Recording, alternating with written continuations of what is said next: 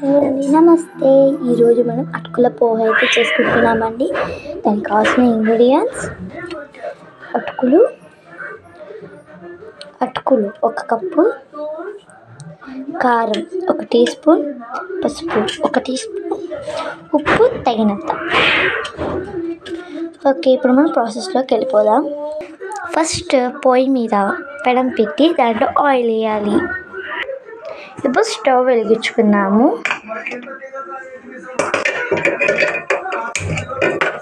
Stove వెలిగించేసుకోవాలి.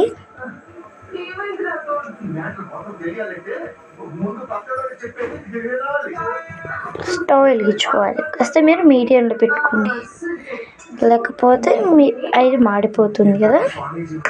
కొంచెం మీడియంలో పెట్టేసుకుందాము. ఇక్కడైతే మనం కొన్ని ఇంగ్రీడియంట్స్ ఇంకా మీరు దీంట్లో పప్పులు, శనగకాయ పప్పులు కూడా వేసేసుకోవచ్చు. అయితే ఇప్పుడు మనం ఆయిల్ ఎంత తక్కువచ్చిందో చూసుకుందాం. ఇంకొంచెం నూనె కావాలి. నేను కొంచెం ఎగ్జాంపుల్కి అటుకులు వేసాను అన్నమాట. ఇంకొంచెం కాగితే మనకి సరిపోతుంది. చూడండి, ఇంకొకసారి డెమో వేసేసుకున్నాము.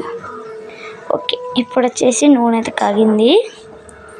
ఇప్పుడైతే మనం ఈ అటుకుల్ని వేసేసుకున్నాం. నేనైతే ఇక్కడ అటుకుల్ని బ్రౌన్ అటుకులు అయితే తీసుకుంటున్నా.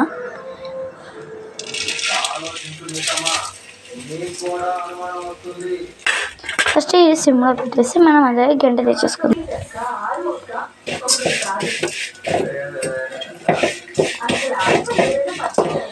ఇవా ఫ్రై చేసేసుకోవాలి. ఈ ఫ్రై అవ్వని ఒక 5 minutes దాకా. ఇవన్నీ మనకి అనేది వచ్చేసి ఫ్రై అయిపోయాయి.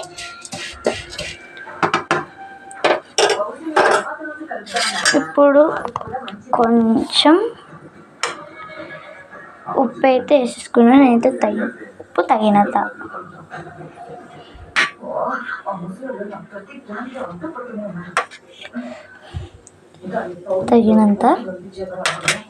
వేసేసి అంతా కలిపేసుకో. ఫస్ట్ ఒక్కొక్కటి వేసుకుని ఇలా వేయించుకుంటూ ఉంటే టేస్ట్ అనేది బాగుంటుంది.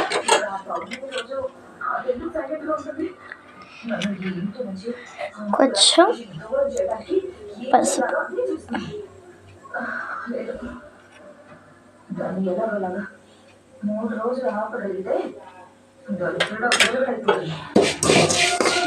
మీకు వేసినప్పుడు కొంచెం ఎల్లో కలర్ అంటే లెమన్ ఎల్లో అయితే వస్తుంది.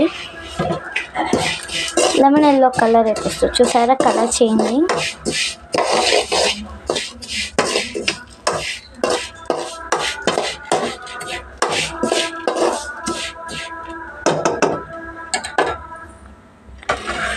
ఇప్పుడు మనం కారం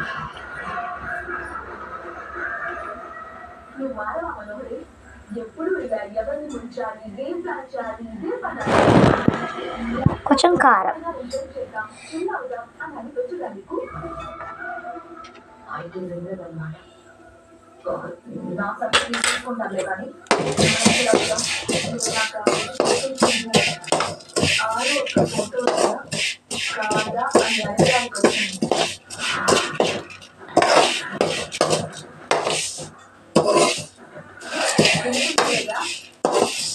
ఇంకొన్ని మిగిలిపోయింటే మనం ఇలా చేసేసుకోవాలి.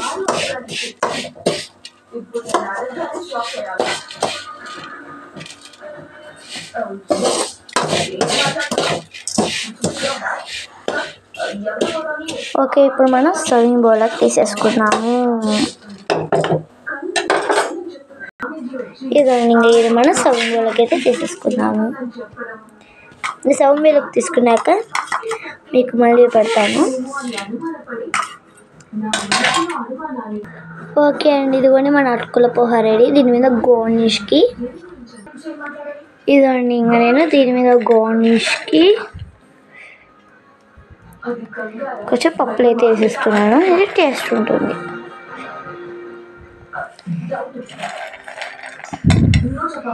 చూడండి ఎంత కలర్ఫుల్గా ఉందో.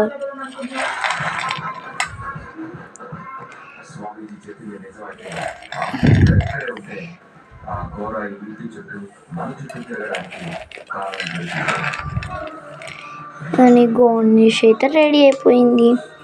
ఓకే, ఇప్పుడు నేను ఇది అటుకుల పోహ రెడీ అండి. ఇప్పుడు ఒక టేస్టింగ్ టైం.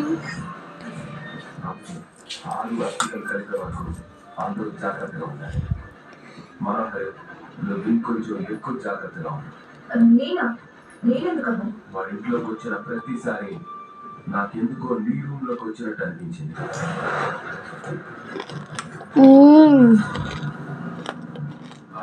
టేస్ట్ అయితే అదిరిపోయింది.